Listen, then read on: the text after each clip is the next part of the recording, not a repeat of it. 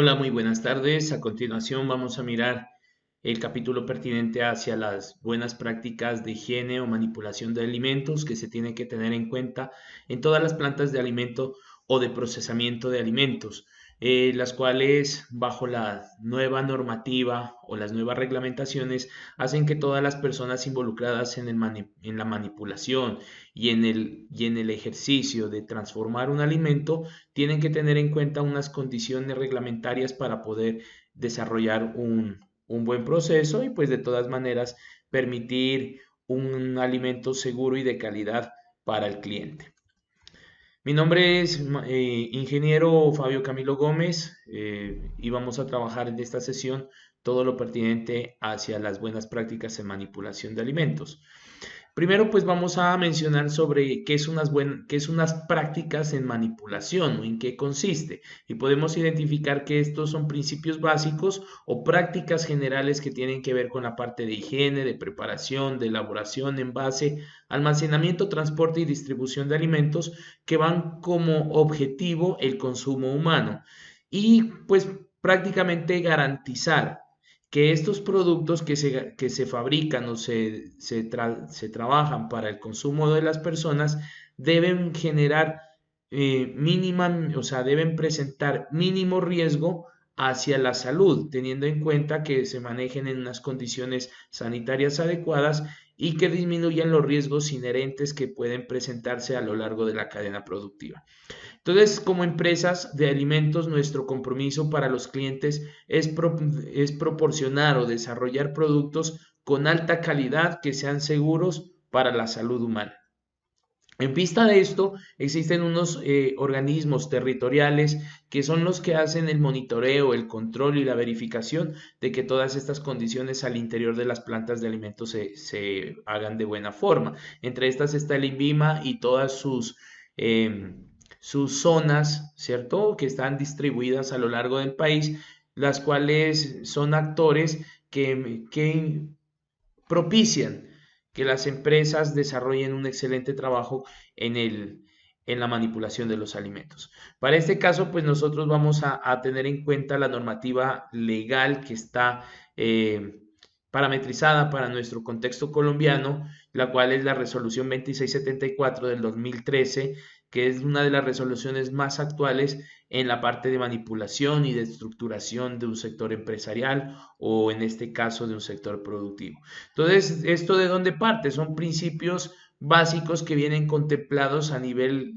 internacional, donde se contemplan desde el Códex Alimentario y a partir de esto el Ministerio de Salud y todos los entes territoriales pues empiezan a hacer una adaptación y una generación de normas que se ajusten a su territorio, en este caso pues para el territorio colombiano. Antes se manejaba una resolución que era el decreto 3075, perdón, un decreto, el cual quedó sustituida por esta resolución, la cual tiene que tener o sea, hay una actualización en la parte de cómo una empresa debe funcionar dentro de su estructura a través del personal de apoyo en cuestión de asesorías, de capacitaciones, de consultorías. Y algo bien interesante es cuando ya empieza a cambiarse esa estructura del carnet, ¿cierto? Del carnet que uno porta como manipulador de alimentos, sino que se tiene en cuenta que todas las plantas deben manejar un concepto de capacitación permanente para sus trabajadores, además de los diferentes procesos de trazabilidad. Para Colombia, pues el instituto que regula todas estas disposiciones es el INVIMA, que es el Instituto Nacional de Vigilancia de Medicamentos y Alimentos. ¿Cuál es el ámbito de aplicación de este decreto? Aplica para todas las personas dedicadas a la fabricación, preparación, procesamiento, envase, almacenamiento, transporte, distribución, importación, exportación y comercialización de alimentos. Y nos mencionan que todo el manipulador, todo personal que manipule estos alimentos debe contemplar y debe acatar este tipo de reglamentaciones, las cuales las vamos a presentar a continuación. Para iniciar y empezar a hacer un sondeo muy general, vamos a identificar algunos aspectos que son muy importantes en el desarrollo la presentación de la manipulación de los alimentos. Entre estos está la inocuidad, que es la garantía que tiene un alimento para que no cause daño al consumidor, de tal manera que éste se prepare y se consuma de acuerdo al uso con el cual fue destinado, ¿cierto? Es prácticamente mencionar que la inocuidad es presentar un alimento seguro hacia las personas, hacia los clientes. Otro aspecto importante que se debe conocer es el ejercicio de la actividad acuosa, que esa actividad acuosa es la cantidad de agua disponible en un alimento que se necesita para que exista proliferación de microorganismos.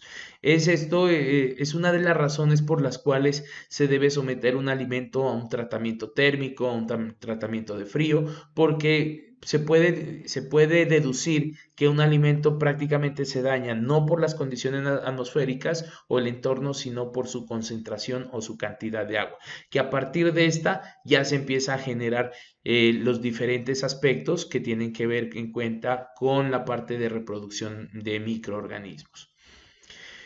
Como definición de alimento podemos establecer que un alimento es un producto natural, artificial, elaborado o no, que al ser ingerido por el microorganismo o por el organismo humano, pre- eh, a- eh, aporta aquellos nutrientes o energía que son necesarios para el desarrollo de todas las actividades biológicas, así como caminar, correr, respirar, vivir. Todas esas actividades requieren energía y requieren unos nutrientes, unas moléculas que pueden ser proteínas, carbohidratos, minerales, vitaminas, lípidos, que eso hace que el organismo humano funcione. Y de aquí podemos empezar a partir de las diferentes características que pueden presentar unos alimentos cuando se les ha cambiado, se les adiciona alguna sustancia extraña, como son los alimentos adulterados. En este caso es aquel que se le ha sustraído, adicionado, reemplazado, o se le oculta alguno de sus elementos de manera fraudulenta. Tenemos el alimento alterado, que es aquel que sufre degradación parcial o total en todos sus constituyentes propios por agentes tanto físicos, químicos o biológicos. Tenemos los alimentos contaminados, que son aquellos que tienen sustancias extrañas a cualquier naturaleza en cantidades superiores a las permitidas. Hagamos de cuenta que estamos trabajando un proceso de desinfección de una fruta, entonces ya hay unas cantidades de hipoclorito, de cloro residual que pueden quedar en la fruta, la cual es sometida a un tratamiento de limpieza y desinfección. Pero pues estas concentraciones deben ser con una dosis mínima, ¿cierto? Entonces ya está establecida cuántas partes por millón se debe utilizar para manejar o desinfectar frutas. El alimento fraudulento es aquel que se expende, se envasa, se etiqueta con un nombre completamente diferente al que corresponde, y eso puede generar en el cliente tanto engaño como confusión, o como aquel alimento que se comercializa cuando no tiene un registro, un permiso, una notificación sanitaria. Es donde usted puede darle un nombre, necesito pollo, y pues le dan un muñeco, ¿cierto? El alimento perecedero es aquel que por su razón de su composición, o sea, esa actividad acuosa y esos macronutrientes que tiene en su interior, puede alterarse con el tiempo y requiere diferentes condiciones especiales para tanto su conservación, almacenamiento, expendio y transporte. Además, pues lógicamente de la manipulación de las personas. Dentro de esa manipulación y buenas prácticas de manufactura podemos identificar que son principios básicos que tienen que ver con estas actividades propias del ejercicio de la transformación de alimentos, con lo que es la manipulación, la elaboración, el almacenamiento, transporte, preparación, entre otros. Pues ya habíamos iniciado o habíamos dicho que es importante que para mantener una zona limpia o garantizada para la preparación de alimentos, hay que desarrollar diferentes procedimientos de asepsia o de higiene. Entre estos es hacia las superficies, hacia la parte de equipos o instrumentación, hacia el mismo alimento y el personal que manipula o que está en contacto. Es por eso que debemos considerar que se deben presentar diferentes procesos tanto de limpieza como de desinfección. En el caso de la limpieza podemos decir que es un proceso o una operación que consiste en la eliminación de residuos de alimentos o de otras materias extrañas o indeseables. Dentro del proceso de desinfección o de descontaminación se puede determinar que es un tratamiento físico, químico, biológico que se va a aplicar a todas las superficies ya limpias o que ya han sido sometidas a un proceso de limpieza. Y en este caso nosotros podemos trabajar un tratamiento bien sea biológico o puede ser químico. Por lo tanto, en algunas situaciones se deben utilizar, en este caso, desinfectantes como amonios cuaternarios, el hipoclorito, generar un plan de acción o plan de choque para que se cambie la receptividad de las bacterias hacia los desinfectantes o hacia las sustancias, además de poder trabajar otros procesos como puede ser en algunas oportunidades se utiliza peróxidos o se utiliza vinagre o también directamente agua caliente o vapor sobre las superficies. Otro punto importante que se debe conocer es que es una plaga, porque de aquí parte también dentro de ese plan de saneamiento que vamos a identificar, se puede observar que una plaga es cualquier animal, incluyendo, pero no limitando a aves, roedores, artrópodos, quidópteros, que pueden ocasionar daños o que puedan contaminar un alimento. Y pueden hacerlo de manera directa o pueden ser de manera indirecta. Es por eso que es prohibido la presencia de algún tipo de plaga o insecto dentro de la empresa.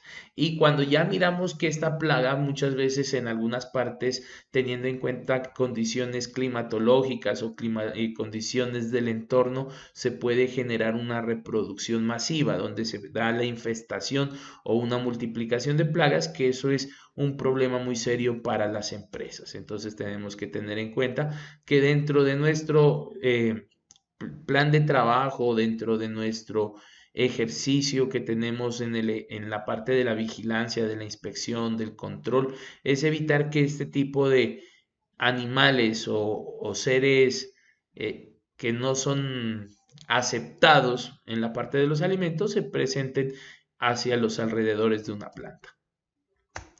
Otras de las definiciones que maneja el decreto 2634 es dando una información de qué es un restaurante o un establecimiento gastronómico, que es cualquier establecimiento fijo en el cual se destina el ejercicio de preparar, servir, expender y consumir alimentos por personas. Tenemos el expendio y la fábrica de alimentos. El expendio es un establecimiento solamente destinado para la venta y la fábrica donde se utiliza a través de operaciones unitarias, tecnologías que van a ir de manera lógica, organizadas, el proceso que tiene que ver con la fracción, la elaboración, la producción, la transformación y el envase de alimentos para consumo humano. Es a partir de esto que todas las diferentes plantas deben trabajar un ejercicio de solicitud de un permiso para poder funcionar. Y este permiso tiene que ver con tres aspectos. Puede considerarse como una notificación sanitaria, un permiso sanitario o un registro sanitario, según el riesgo que manejen los productos hacia las personas, y pues esto tiene que tener en cuenta la reglamentación que se va manejando por el Ministerio de Salud. Entonces tenemos tres tipos de riesgos frente a los alimentos, un riesgo alto, un medio y un bajo, y esto dependiendo de cuántos microorganismos patógenos puede contener el alimento o qué tan preparado está. Entonces, si tiene gran cantidad de agua, si está el producto en fresco, pues tiene un grado muy alto de riesgo hacia las personas. Entonces, es por eso que se identifican los tres aspectos: el registro sanitario, que se lo genera para aquellas empresas, ¿cierto? o aquellas organizaciones o personas naturales o jurídicas que van a fabricar, procesar alimentos que se conocen como alto riesgo. ¿Y cuáles son estos? Todos los que tienen que ver con productos de pesca, derivados, carnes, la parte de lácteos, la parte de agua, huevos y todo lo que tiene que ver con preparados con este alimento, porque requieren un proceso mucho más sutil y más de vigilancia y de control en el desarrollo de sus productos. Tenemos los permisos sanitarios que se generan para aquellas industrias que tienen un riesgo medio en alimentos. Entre estas están grasas y aceites, néctares, frutas, pulpas, purés, hortalizas o todo lo que tiene que ver con la parte de Fruver, entre otros, ¿cierto? Y la notificación sanitaria se les da a aquellas organizaciones, empresas o lugares donde se procesen alimentos de menor riesgo, pero pues de todas maneras entre ellos están dulces, panelas, azúcar, miel,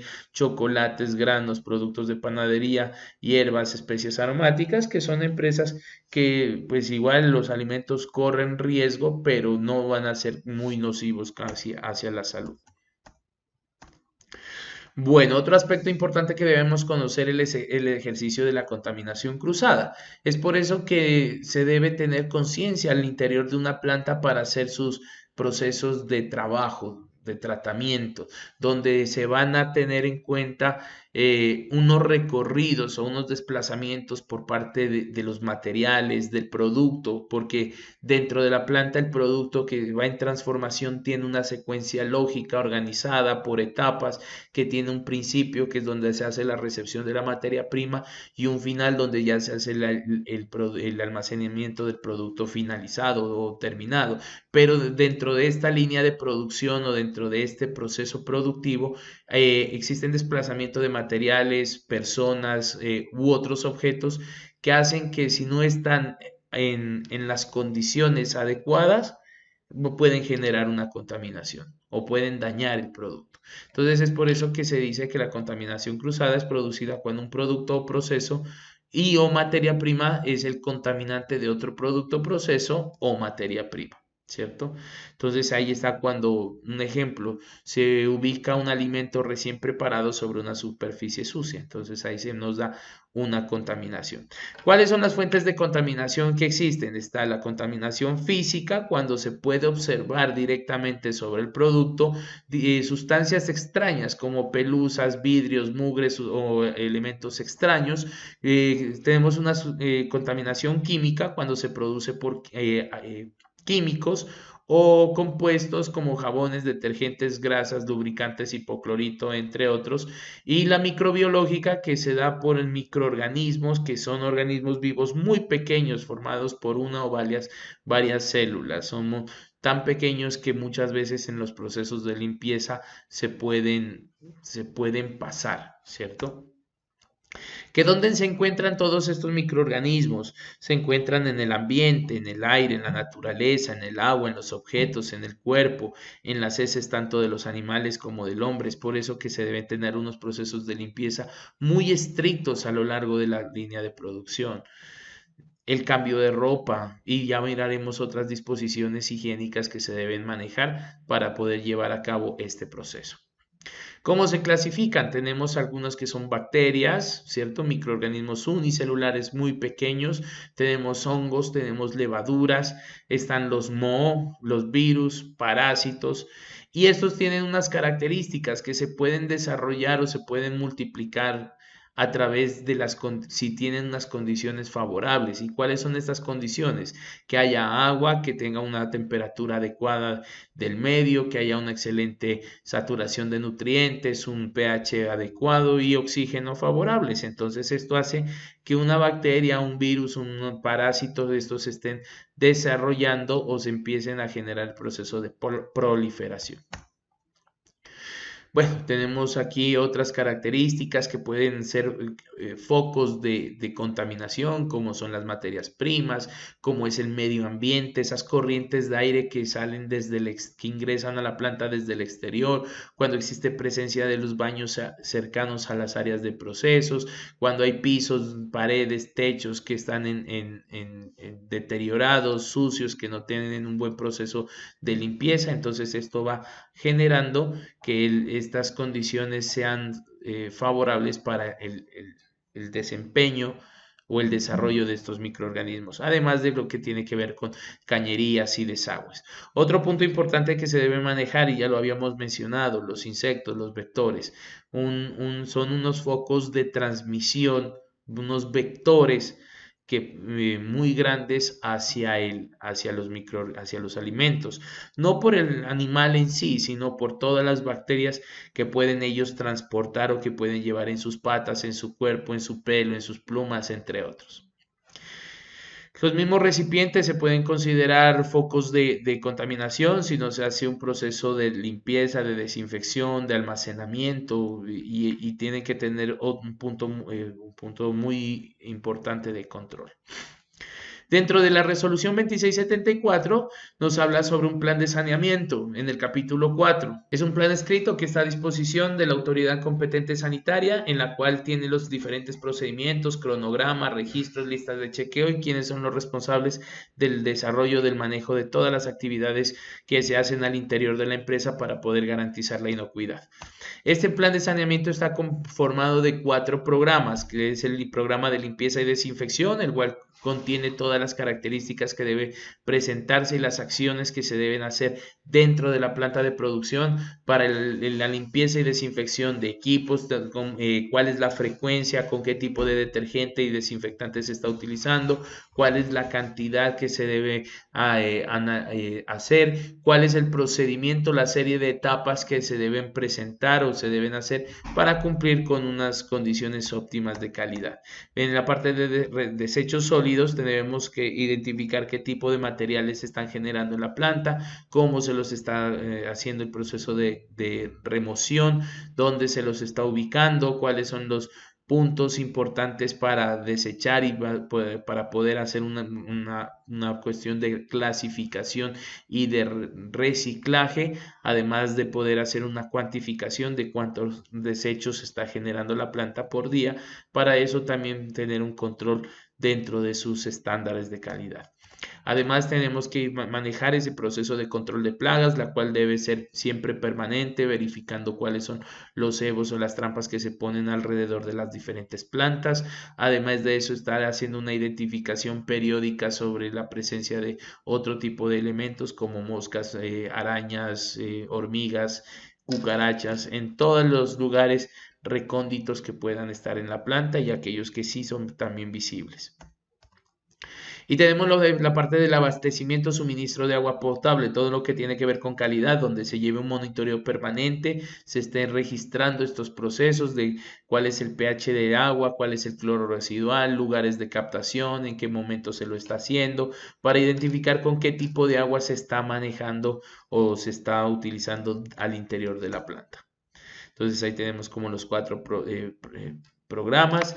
Y otro aspecto muy importante que el que vamos a trabajar, que es lo del personal manipulador de alimentos. ¿Quién es el manipulador? Es toda persona que interviene de manera directa o de forma permanente u ocasional en esas diferentes actividades que tienen que ver con la fabricación, procesamiento, preparación, envase, almacenamiento, transporte y expendio de alimentos. Dentro de esto, dentro de la resolución, pues nos tienen unos aspectos muy importantes que son, primero, el estado de salud del trabajador. Para esto debemos remitir, o el trabajador debe irse a desarrollar una prueba a un examen con un médico que lo certifique que es una persona apta para manipular alimentos. Entonces, en este caso podemos identificar que ninguna persona que sea susceptible o que tenga unas enfermedades de transmisión, ¿cierto? En este caso de alguna enfermedad infectocontagiosa, tanto puede ser física, o sea, una irritación cutánea, o puede ser un problema gastrointestinal como una diarrea, está en condiciones para manipular un alimento. Además de eso, dentro de los exámenes que se debe hacer, se debe identificar si la persona está en ese caso pues desparasitada o no. Y debe ser el trabajador, pues, debe acercarse o debe mantener un proceso de cualificación al interior de la planta. Y esta cualificación nos dice que puede ser de manera presencial, virtual, ¿cierto? Y debe tener una intensidad horaria tanto de 10 horas al año. Entre más horas, pues mejor. Y ese proceso de capacitación va orientado y guiado dentro de un programa de capacitación que lo maneja la empresa, al igual que su plan de saneamiento. Entonces la empresa lo que hace es tener ya un estándar de cómo es el proceso de capacitación, cuáles son las temáticas, cuál es la frecuencia, y cada vez mantienen un proceso de certificación, de entrenamiento, de reentrenamiento de los operarios, porque muchas veces hay acciones que con el tiempo se empiezan a perder. Una de ellas, un ejemplo en esta situación, el distanciamiento físico, o la otra, hacer procesos de limpieza y de desinfección, o se olvidan el proceso del lavado de manos. Entonces hay que estar en una constante capacitación, ¿cierto? Para que el operario pues no pierda como esa orientación. Aquí está, pues nos dice que todo manipulador de alimentos que presente riesgo en casos de enfermedad debe comunicarlo siempre a la empresa. Medidas que se deben manejar en cuestión de protección, de dotación y vestimenta para los trabajadores. En primer lugar, la dotación que se maneje debe ser de color claro. No debe tener botones ni cierres de pasta, preferiblemente si los tiene deben estar ubicados hacia la espalda. Es por eso que se recomiendan ahora en algunas empresas de alimentos ese tipo de indumentaria que es cerrada, estilo pijama, como personal médico, para desarrollar actividades de manipulación. Que no tenga bolsillos para evitar estar guardando cualquier objeto dentro de esta indumentaria, además de que no tenga ahí focos de insalubridad.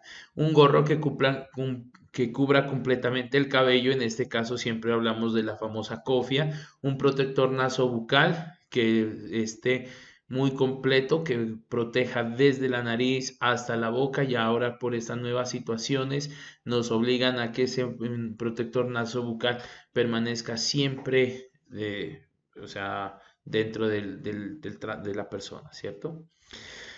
Usar calzado cerrado, bajo, que sea un material resistente e impermeable. Si es necesario usar guantes, entonces utilizarlos sin roturas y que estén completamente limpios. Entonces, en este caso, todas las personas que realicen un proceso de manipulación de alimentos deben tener un proceso de formación, tanto sanitaria, en buenas prácticas de manipulación y prácticas higiénicas. Es por eso que dentro de este ejercicio se debe tener a un personal cualificado y con un compromiso muy grande de utilizar su dotación a lo largo de su producción o de su trabajo. En este caso, pues lo mencionamos, debe ser un gorro cofia, un tapabocas, debe mantener una blusa de manga larga, ¿cierto? O manga corta también puede manejarse, pero es dependiendo de las actividades que se vayan a desarrollar. Un delantal si es necesario, si es posible, utilizar guantes si lo requiere, que la ropa sea de color claro y con un calzado resistente. Dentro de ese proceso de cualificación, las empresas deben manejar un plan de capacitación continuo, como ya lo habíamos dicho, con todos sus operarios, y dicho plan de capacitación debe estar programado para una intensidad de 10 horas anuales. Y esto hace que ese plan de capacitación se lo maneje dependiendo al desempeño de los operarios, las condiciones sanitarias, la efectividad y el impacto que puede generar esa capacitación para las diferentes personas. Entonces, como prácticas higiénicas que podemos hablar para los operarios. En primer lugar, deben tener una esmerada higiene personal, lavarse muy bien las manos con agua y jabón antes de comenzar el trabajo, cada vez que salga o regrese al mismo. Muchas veces los trabajadores tienen tiempos como para hacer unas pausas activas, para salir a hacer un proceso de hidratación o de ir a traer algún tipo de material que sea parte de su quehacer laboral. Entonces es importante que en este caso el operario mantenga un lavado de mano frecuente. Si por las situaciones de la actualidad nos están obligando que los trabajadores hagan un proceso de lavado de manos de mínimo cada 2 horas. Mantener unas uñas cortas, limpias y sin esmalte. No se puede permitir al interior de la planta la utilización de anillos, aretes, joyas o cualquier otro tipo de accesorios. En caso de utilizar lentes, las personas deben asegurarlos contra la cabeza. No deben comer, beber, masticar chicle, fumar dentro del área de preparación de alimentos. Y además, todas las personas que participen en calidad de visitantes al área de fabricación deben cumplir con las medidas sanitarias y protección establecidas para el manipulador de alimentos. Bueno, en este caso, unas prácticas también que se tienen que tener en cuenta para el manipulador es que siempre debe dejar la ropa y zapatos de calle en el vestuario. Es por eso que se cuenta con unos lockers para hacer el proceso de cambio de dotación de ropa o de indumentaria. Una vez que ya se hace el cambio, debe colocarse toda la ropa de trabajo antes de ingresar a la zona de manipulación. Mantener en orden y limpieza los descansos cuando los tome, además de sus locker o el lugar donde deposite la ropa o la indumentaria de trabajo. El personal no debe hacer cruces de áreas, o sea, pasar de una zona sucia a una zona limpia sin cumplir con los requisitos de bioseguridad. Debe hacer un excelente buen uso de los baños y en caso de padecer algún tipo de enfermedad infectocontagiosa como diarreas, conjuntivitis, otitis, faringitis o cualquier lesión en la piel o alguna enfermedad transmitida por los alimentos, pues simplemente deben avisarle al supervisor, consultar a un médico y seguir el tratamiento y las recomendaciones que éste le entregue. O sea, siempre debemos mantener una esmerada limpieza y aseo personal, mantener una dotación limpia y de color claro. Está prohibido desarrollar prácticas inadecuadas como sentarse, acostarse, inclinarse donde los lugares se pueda contaminar, no ingresar con ropa de trabajo o con ropa de calle al establecimiento de trabajo, ¿sí? Ya lo habíamos mencionado, mantener unas uñas cortas, limpias, en perfecto estado.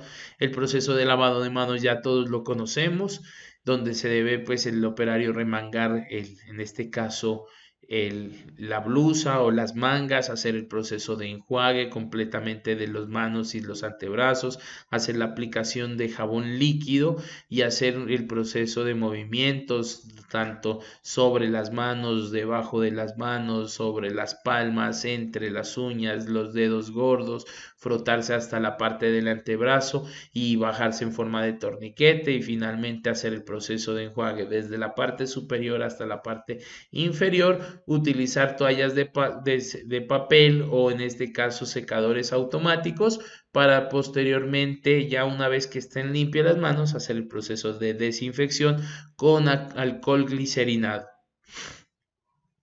Se debe utilizar el cabello recubierto, ya lo habíamos mencionado, unos zapatos de material resistente, no se permite el proceso de joyas, ¿cierto? Ya lo habíamos mencionado.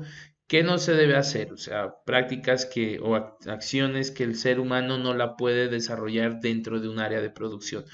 Lo que es toser, estornudar, ¿cierto? No se puede hacerlo. No utilizar los limpiones para secarse las manos, para matar moscas, para secarse el sudor o hacer cualquier otro tipo de actividad. No hurgarse la nariz ni rascarse la cabeza o cualquier otra parte del cuerpo cuando usted esté en el ejercicio de la manipulación de alimentos. Está prohibido fumar, escupir, comer, beber o masticar cualquier objeto dentro del área de preparación. Hay que tener muy bien cuidado de las heridas que si se llega a tener